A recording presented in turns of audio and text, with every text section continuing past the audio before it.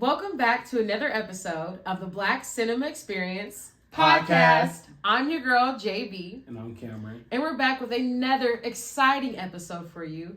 This week we watched the critically acclaimed Toronto-winning film festival movie, including Tracee Ellis Ross, Jeffrey Wright, Erica Alexander, we had Sterling K. Brown. The Everybody. movie that you guys might not know what we're talking about, but the movie we're talking about is American Fiction. This movie just came out in theaters maybe a week or two ago. Oh, at the end of December. Yeah. Okay. This movie came out not too long ago in December. We loved this film. I want to dive right into it because this movie is making fun of tropes, stereotypes. It's making fun of all types of things that I personally hate about Black cinema and TV and film in Hollywood. For the most part, that being them always using this way to incorporate trauma and, crackhead mamas and thugs and jail and all of these things into our movies. These things really bring down my spirit. But this movie found a way to talk about all those stereotypes that we always see all the time and then really poke fun at them. Mm-hmm.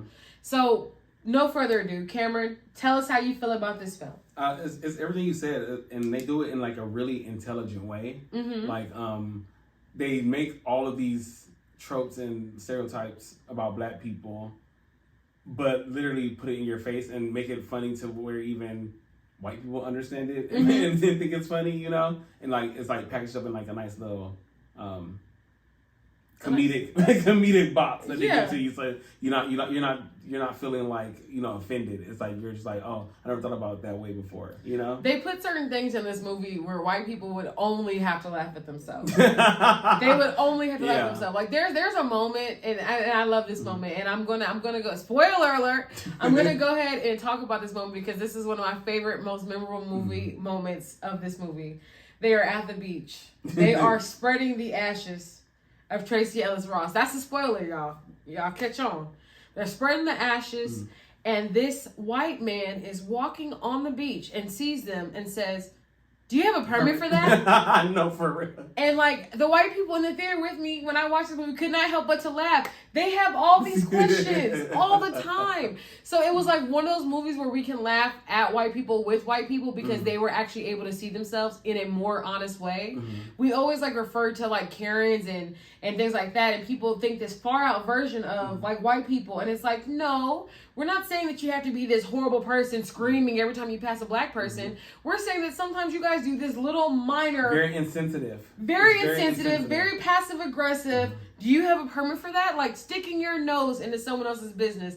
And that is why we give you guys nicknames. That is why we call you Karens. That is why we are so fed up sometimes. So to see that being done in this movie over and over again in different ways, just laughing at the white person for the things that they do. But I feel like at this point in time, we're laughing together. Yes. I felt like watching this movie, it just like brought it all together for me. I felt like it wasn't just like a Black story. I feel like it was like white people could laugh at themselves. Exactly. Like it was awesome. And again, like we said, like Black people weren't the butt of the joke, and even the white people weren't the butt of the joke either. It's like making fun of how stupid all of this is and has to be in order for it to like be trash, but we're laughing at it because we all understand that. Why are we all acting like this? Like, why do we act like this? Like, why do we do this? Right. So it brought that to the front of my mind. I kept thinking like, oh my gosh, this is brilliant. Like it was genius. It was brilliant. And a short synopsis on this movie, because I feel like we might have skipped around, because this is a movie that actually brings me a lot of excitement. So I can't help but to skip around a little bit on this one. But a short synopsis of this film is that there is a writer. He writes books. He's Black. His books aren't selling. They want a Blacker book. And what they really mean by that is they want some book where they're speaking Ebonics, they're speaking stereotypes, they're speaking the neighborhood drug dealer and the neighborhood whore and prostitute and crackhead and etc. They want to hear about broken Black families and generational trauma being passed down. So when he says, oh, well, I'm a writer and I'm Black, my Black stories aren't enough. So he goes out and in basically like revenge, kind of like in spite of it all, it's like, I'm going to write the most ignorant book I can possibly write. Exactly. And he calls it My Pathology, and he writes this book. With the F. Pathology. Pathology. I said the hard F. You got to emphasize. Pathology. He writes this book, and there's even a wonderful moment in the movie where we're in the room with the writer, right?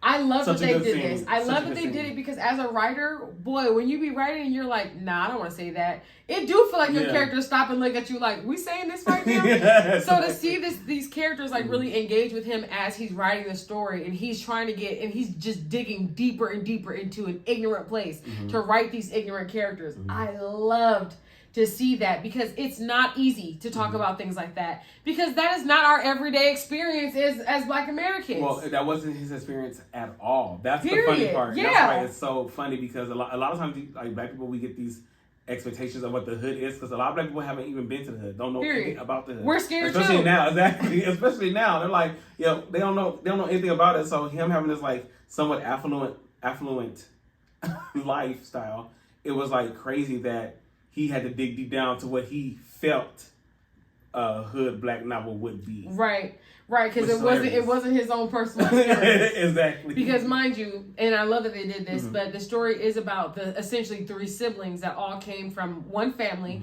and they were all doctors of different fields, and like to see that, I'm like, yes, representation. Yes, do us properly. Give us 3 siblings that are not fighting with each other and feuding with each other, but instead are successful professionals, living selfishly, if they will, but all of them doing something great. I love to see it. No one was distraught. No one was in a crack house. No one was poor and needing money. Everybody was doing their own thing and figuring their own thing out, which Absolutely. I love. I love to see it. Tracy Ellis Ross character, first off, I've always wanted to see her in a movie. Always. So to see her in this film, I was in love. And then to see what they did to her in this film, I cried. No, I was like gobsmacked. Yeah. Like I was like, wait. The audacity for you to give me my wildest dreams and then take it away. Like 7 minutes? 20, exactly, like 15, 20 minutes. Come like, on. Why you do it, Tracy? But no, I feel like, but I think she did amazing with just what she was given. And I think the characters were written so well, and I feel like the actors did fit. Even seeing Sterling K. Brown come out, like, that was like a new character for him, I feel like. Sterling K. Brown, I don't care how gay you make him. He can still crack a walnut on that booty. That man is fun. He was gay in this. And I thought, great. They got some representation in here, and they use a different character, and they use a different type of gay, which, again, is more reflective of what we actually see. Like, yeah, there's people in life that didn't realize that they were gay until they were older. And then when they came out, they were like, how should I lean into this? And you're kind of seeing him in the film discover his own sexuality as he's leaning in. Exactly. So, and he's leaning all the way in.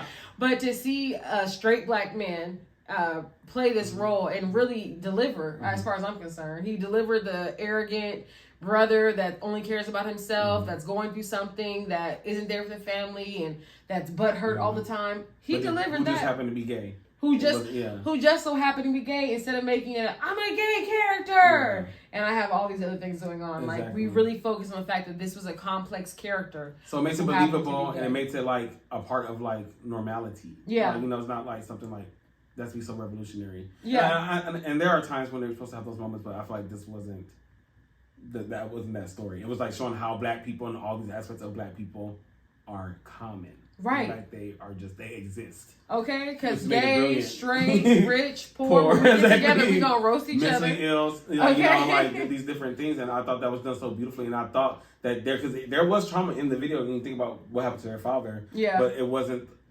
it was like, I don't want to say it was just like something you could deal with, because everybody deals with trauma like, differently, but I felt like it was presented as like, it wasn't like harped on. It wasn't like, oh, I'm this way because this happened, or it wasn't like the main focus. It was like a part of, again, somebody's story. What happened to the father? Remember, the father essentially blew his brains out. The father committed suicide. She was like, yeah. She was like, the line was, I heard the last owner of this house blew his brains out. Eric Alexander. And then I was like, it was their dad. Yeah. I was like, yeah. But to see all these Black people at beach houses, I was like, shit. That's what got me. I was able to get past the grief of the suicide when I realized how well off this man left his family. You know what? It's okay, sir. At least he left them like you did your work. He left the money. You did the best you could. My thing, since you did it, I already know where you about to drive. I'm about to drive us there first. Skirt. Erica Alexander. You about to bring her up. You about to talk about her. We talk about Maxine Shaw. We talk about Maxine, the dream girl. Let's not forget who she was in this film. She is the girlfriend. She's a supporting actress. She is the love interest in this story. And still, right now, as I discuss it, I still don't know where we left things with her. Yeah. And I need the ending to that because I love to see Maxine Shaw. Erica Alexander. I love to see her play this character. She was such a cutthroat black woman who wasn't taking no crap, but she also was sweet and soft and loving and beautiful. Fresh air, definitely. Exactly. She was everything that a black woman is, okay? So I just love seeing her character. I love to see that they made the dream girl someone that wasn't the typical everyday we see this dream girl, but Erica Alexander is beautiful, but we just don't see her as a dream girl enough, you know? So I'm happy to see her as that character. I'm happy to see her acting again. I'm happy to see people acting their age in the sense of like we see a group of older people who are in their lives later in life. And I feel like that was something nice to see because I feel like a lot of times now we see like these actors trying to be so much younger, and it's like there's a time and place for that, but for this story it just made so much sense to see like successful people who have had some experience, middle age, who have had some life, you know, exactly, and like really have to come to terms with like again this new world, and also like still try to make their mark essentially, and especially with Monk, our main character, being named after Thelonious Monk, which I thought was such a good, powerful way to tie in the most prolific black jazz musician into this movie. just so clever. I knew he was gonna do something like that. But to see a man who's like still, you know, essentially in his 40s, still trying to find himself. You know, it happens a lot, especially in America, especially now. So it was like really good to see like them bring that to light, and then also bring up these issues about being a black author, and also how to like make this really, really crazy black story and like just make it funny. It was done so well to me. The comedic timing of this film, the way that they did certain scenes in this film, it was so well thought out that scenes that should not have been funny at all in any way, that people have been trying to make funny and have been trying to find either humor in or just different ways to view, they made those scenes funny, laugh out loud, whole theater, black and white, Mexican and Asian, all laughing out loud. And the scene I'm talking about is at the end of the film. So we're getting towards the last quarter, probably the last 10, 15 minutes. And he's playing out what happens when he goes up on stage to accept this award. And people are like, who are you? You're not Stag Lee. And then the cops come out and he holds up his award and they say, gun. And then they shoot him. Literally. I laughed so hard. It was the most inappropriate laugh ever because it's funny because we know as a black man, you don't gotta do shit for the cops to take you down. Literally, but we also know that police brutality is real in our community. So there's a part of it where it's like, oh, you don't want to laugh at this because that's how real both of those things are. He probably wasn't holding a gun. These cops probably would have shot him down. Like all of these things were very real, and he again is a fictional author. So none of the crimes that he wrote about are even true. But because he's a black man, there's no due diligence. So there's a whole other layer. Like there's so many layers to that joke. No due diligence done on these cops' behalf to see what crimes did this actually match. We're just gonna come in because you wrote a book, you said it, you're anonymous, but we're gonna get you. We're gonna get you. So at the end of the day, they found a way to make us laugh hard at very inappropriate moments that are really truly like eye-opening as far as American society. Which is what good art does. Like it makes you laugh at the absurdity of it, and then you start to think about it. Like, why was that so funny? Like you said, you broke it down. And I thought they did it so many times throughout the book. Throughout the movie, because when they talk about the book, We Lives in the Ghetto, written by Sitar Golden, which is Issa Rae, our girl. Our the girl. one, the only. You know, okay, Capricorn Queen. That's no wrong. Issa Rae. I just felt like them introducing this book was just hilarious because, I mean, so I don't know about you, but I've read stuff like The Coldest Winter Ever, or like, Sanctify My Thug, like different, like, different, like, or Basketball Jones, like these different, like, like hood novels or hood love novels.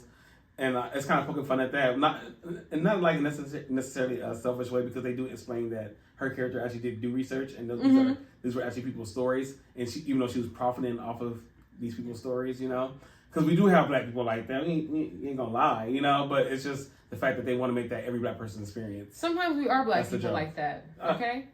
Like, as the Office Black, I can only say that I benefit and I don't benefit from the same reason. I'm the Office Black. So at a certain point, though, you do have to decide, am I going to use your ignorance about my race as a tool to get up? Or am I going to use it as a reason why you guys are all judging me because you have this already created stereotype about me? So for me, watching Issa's character, I get what happened. She was profiteering. She said, I'm going to go ahead and write the black stories you guys love so much. I'm going to be as ignorant as possible. I'm going to make that money. And then you guys are going to sell my stories. I'm going to become a famous author. And then maybe then I'll create something later down the line when people are listening to me. Something of actual worth, because there is a lot of scheming and scamming in this industry, entertainment, right? You do have to, at a certain point, kind of go fishing and put out the bait that you want to attract. So, as far as her setup and doing things, I understood it. But when she spoke, everything that she said, he agreed with, which is something that I really loved about this movie, because in his mind, he made her a villain. Yes. And then when he actually had the opportunity to be in a room with her and to hear what she was saying, he was like, They agreed the most. They agreed the most out of every... It's like the difference is he didn't want to play and be a part of the system because he didn't want to continue perpetuating the stereotype that exists. And she said, I'm going to go ahead and perpetuate the stereotype because it's what's giving me the money. So the fact that it's called American fiction and it's based off of basically how they look at the American black. In my mind, that this is how I interpreted it, okay? No, you're right. They were looking at the American black, and this is this story that the whites want to hear. So American fiction, to me, is a story about, like, okay, we're going to go ahead and continue to exploit this narrative you guys already believe about us, and that's how we'll make our money. And then they want you, as a black person, to be a part of it. So I really like the fact that they call it American fiction, because that's exactly what it is. We're not living in the ghettos. This is not true for black people everywhere. It might be true to someone, but not true to everyone. Exactly. But the fact that this is the story they want to hear, it's like, okay, let's go ahead and write about it. Let's call it American. Let's put it American. Exactly. You know what I mean? Because it's a true story somewhere, but not for most of us. Like, it's fiction for most of us. And I love how they emphasize, because again, when Monk is writing the story, he has no type of recollection of this life that he's describing in this book, because he's just a talented author, right? And talented writer. So when he's writing this book, and the other authors and the book producers are reading it, they're like, the publishers are like, this is so deep. We really resonate with like the message you're giving, and like his message is really just like tragedy essentially. And there's like, we resonate with this so much, and it's just like, and he gets deeper in his tone, and he starts to feel really conflicted because he's like, this is trash. Like, why do people love this? And this is not even who he is. So he becomes really conflicted, and it's just so good to see. There's a certain relatable part about this movie, because it does feel like, to a certain extent, they want that the world wants black people to play into a certain stereotype. So there's a part of this story when you're hearing it where it's like, oh my gosh, like my heart breaks because I feel for you because you're writing these stories that don't resonate to you because it's what people think of you already before you open your mouth. This is what they're already thinking. They already made their assumptions. So I do feel a certain way connected to his story, because I'm like, yeah, I understand how hard it is to be black in America and for people to not actually receive the realness of you, right? Sometimes I have to explain to people, like not even like that. I don't have to explain to anybody, but sometimes I'll mention that I am the byproduct of two parents that are happily still married.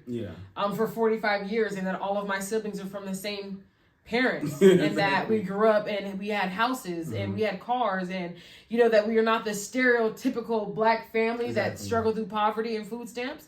And that's not to say that I'm better than anyone. That's just to say that there are different versions of the black family. And it's funny to explain to like even with a situation that happened at work not too long ago, I was explaining to my boss, like, I have options. Like, I'm going to be inheriting houses, one day, because my parents have multiple houses. Yes. This is not the typical black family that they want to believe is real. But they're out there. That's it. You know, so that's why the stories of these hood tales are really American fiction, because it's not really what our everyday today is. You know what I mean? It's what they want to believe about black people, which is why this story was like one of those stories that needed to be told, because we really needed to see you guys talk about black people incorrectly so we can come and help, you know, proofread, so we can get you guys on the right track that black people are not living this narrative that you wish that we lived. Like that you want us to live. You want us to have these trauma stories. Well, I don't know if it's like the close, like they want to be in proximity of like, oh, somebody has been through so much, because they haven't. A lot of people feel like, you know, a lot of people of the majority haven't been through a lot, so they need that like that close proximity to it. I don't know what it is, but again, like, I mean, I've had some struggles in my life, but it ain't been that bad, you know what I'm saying, compared to some other. I'm like, dang, that's bad. So, you know, praise God. But praise God. but seriously, I feel like it was such a breath of fresh air, because we've seen so many other movies try to do this, I feel like, and they didn't do it like Cord Jefferson did it. Like, no, he really did that. He killed it. And I just want you to talk about him a little bit more, because his rapport as an actor is much larger than we give him credit for. Jeffrey Wright. Oh, Jeffrey Wright, yeah. And there is a movie that Cameron showed me today. Was it Shaft? Yes. A scene of him playing a Puerto Rican or Dominican? Yeah, I think it's Dominican or it's one. But he came out with the accent, papi. Yeah, for real, he was like, he had to have had a perm or something, because his stuff was slick. Okay, swim, right? And when I say this man killed that role, I mean, you said that he might have been Puerto Rican. I mean, I'm convinced, because he was really delivering line for line. So there's so many underrated actors in this movie as well, because we have not. They chose such a wonderful character. They chose such a wonderful person to play this. I mean, they could have chosen any black man, and they chose the right. Well, and Jeffrey Wright, I feel like he is so underrated. We also watched another movie with him, and he actually did play a thug, which is hilarious, because he was like banging on people in this movie. Oh, All Day and the Night. He's dead. Yeah, but I don't know. Right. I'm sorry. but I'm saying not just that, because you've seen him in Hunger Games, you've seen him in so many iconic films throughout the years, and he's really like one of our national treasures, but we don't really get to like, you know, give him his flowers. So I would like to give him his flowers right now, because again, there's been so many movies. That's why I was showing Jordan the scene. I was like, I've seen him in so many different things. He's such a versatile actor, an amazing actor, and I feel like it was good to just see him like have a role that was like, I feel like low-key made for him. Not for real. He really definitely gives off that energy of like, I'm just a good black man, but they want me to be something else, you know. And I understand, because I'm just a good black girl, but they want you to be something else. They want me to get ghetto so bad. They want me to be something else. So again, love this film. It was a wonderful watch. Had me rolling, laughing the entire movie, start to finish. This movie has so much well-timed comedic relief. Exactly. The cast was amazing. I love the elements that they use to make us connect with the characters. Is there anything else special about this film that you wanted to notate? You know, with the music aspect, I just love how they incorporated, you know, the blackest jazz musician into, you know, essentially black film, but also they really incorporated a lot of jazz music, and I feel like you don't get no blacker than jazz, you know, so. Bill Cosby, sorry about who he is, but Bill Cosby did it first in the Cosby Show when he was adding those little beep bop bop bop schemes in every little other bit, and then the certain episodes where he had the actual jazz singers come and sing. Nancy Wilson being his mom, like, we do love our jazz. If you could put that in a movie, it is now officially a black film. Well, and then there's no more American music than jazz music. Jazz music is like the genre made in America. Okay. And it's made by black people, so. Talk about it. No, for real. So. Okay, well, that's all that I got. I mean, that's all I got. Go watch it. Go ASAP, and just get ready to have your heart break, because Tracy gonna do it to you. But thanks again for watching another episode of the Black Cinema Experience podcast. Thank you for watching.